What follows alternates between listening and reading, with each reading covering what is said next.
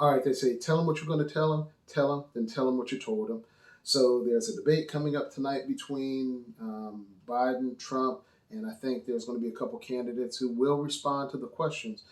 But the big question is, do they have solutions? Do they have a response to the biggest challenges that are facing society? Can they stop war? Can they get supply chains moving again? Can we peacefully coexist with those who actually control our medicines and our supply chain, our food? There's so much that needs to be addressed. So if the people who are running for office don't address any of these issues, and there is a candidate out there who has taken into account all of these challenges, who has a valid and viable constitutional approach to fixing all these problems, wouldn't you rather listen to someone who has solutions? So instead of having a debate, you meet in the marketplace of ideas and you talk about how to solve problems that are important to all of us. Well, that's what me and Dad and my brother from another mother and my partner, that's what we're bringing, something that can solve problems that are important to everyone, that the candidates running for office should take on.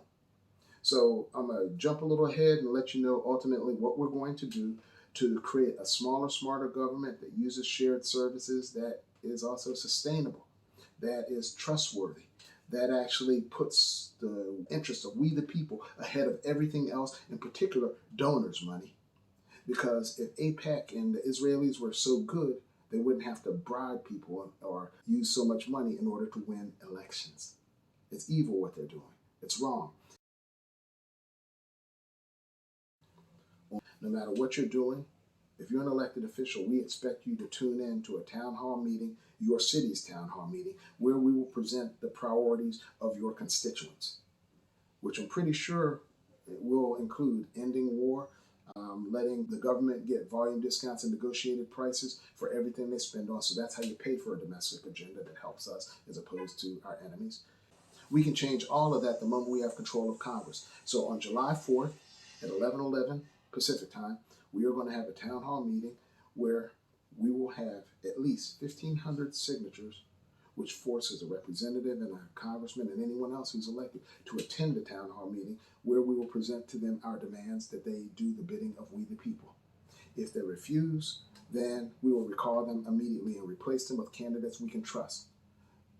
People like Jamal Bowman, he got defeated because of AIPAC spending, and we have the proper response.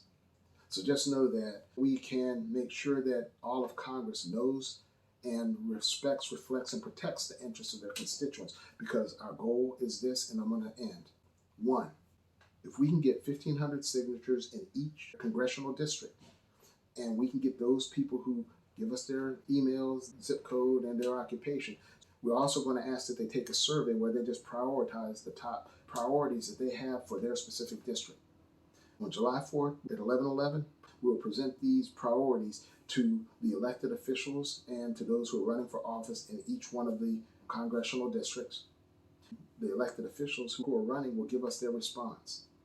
At that moment, we can determine whether or not the people who would like to be considered as our elected officials representing us in Congress, they have to respond to the demands of the constituents.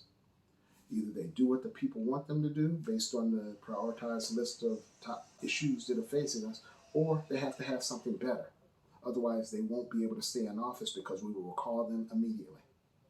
So our drive is 1,500 fired up signatures or email addresses, complete with email, zip code, and occupation. If the candidates talking do not address the issues associated with war and the supply chain and peaceful coexistence and a safety net and dealing with inflation and ways to protect people's privacy from central bank digital currencies and ways to keep protesters from being caught in the middle of violent acts, martial law, way to get everyone to get the best interests reflected by participating in the 1,500 signature drive. If you do that, you will get better outcomes than you can from a march or from a sit-in or from an encampment, guaranteed. Okay? So this is a path to a stronger, safer, more trustworthy, and sustainable society. And you can learn more by checking out the interviews we have with my brother from another mother, K Dredge at Access Sacramento's Dredge Together program, soon to be a podcast. Tune in weekly to learn more, because our best is yet to come. Because we're here to pursue peace. Thanks.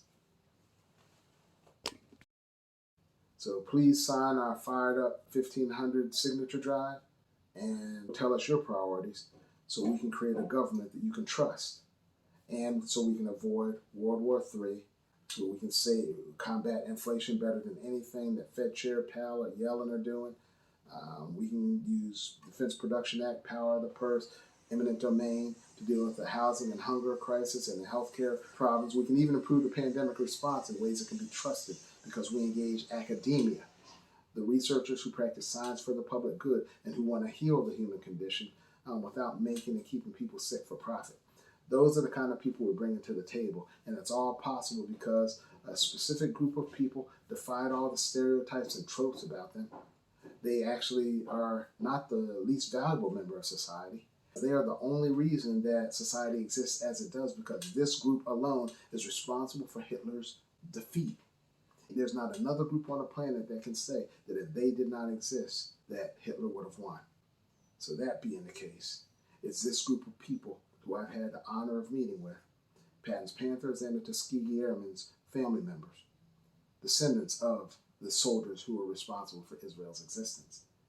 They told me point blank that they know their relatives would have regretted saving the Jews, knowing that they're committing genocide against an indigenous population with ancestral ties to that land that Israel is claiming as its own. And when I asked my rabbi friend what he thinks about that, he didn't respond because he had to agree. They don't have ancestral ties to the land because they do not have Hebrew DNA, and they didn't get quote-unquote sovereignty over that land ever, but it was claimed in 48. And the Palestinians were willing to abide by those boundaries.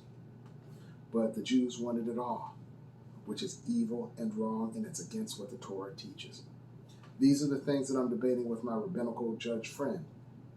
Let me know in the comments section below after you check that video which one of us you think is winning the debate. And then be sure to sign the petition and take the survey so we can change Congress for good, while also paving the way to a better tomorrow. All right? Like and share this video, get it out there as much as possible before Trump and Biden have their debate. And then compare and contrast which of us has solutions that can improve and protect the health, safety, and well-being of the American people and people around the world in ways that can even get those who plan to do harm in the United States because they hate America so much. I hope they realize that America, the people, aren't the cause of the problems that have caused world turmoil. It's the wealthy, it's the elite, it's the defense manufacturers and contractors who have robots and AI to squash all dissent. They are the real enemies, not people like you and me. So let's join forces. Realize that just because I'm straight, black, and male, that I'm not your enemy. I'm a much better ally because we have a shared enemy. So let's avoid civil war at all costs, and let's vote for candidates who can get us to shift our focus from things that divide us towards that which serves our common good. And I guarantee you will be really glad that you did the right thing, which is to get on the right side of history. And it's to realize that the true anti-Semites are the people who are killing those who have Semitic DNA. Think about it. The Palestinians have Hebrew DNA and ancestral ties to the land. They are no different than the Native Americans. And anyone who supports what Israel is doing is complicit, because ethnic cleansing and genocide is evil and wrong. This plan will overcome the influence of AIPAC over anyone running for office, including Cori Bush. We got your back. We'll get Jamel Bowman back through a write-in. And this is a plan that will shape Congress so it respects, reflects, and protects the interests of we the people, while avoiding World War III, ending the genocide, and making sure that justice is served for anyone complicit who wasn't the soldier just doing their job. It's the leadership who needs to be brought before the Hague and tried for war crimes. That's what we stand for. And if none of the presidential candidates talk about this stuff, then why would you listen? Vote for those who we support and pave the way to a brighter tomorrow. Peace.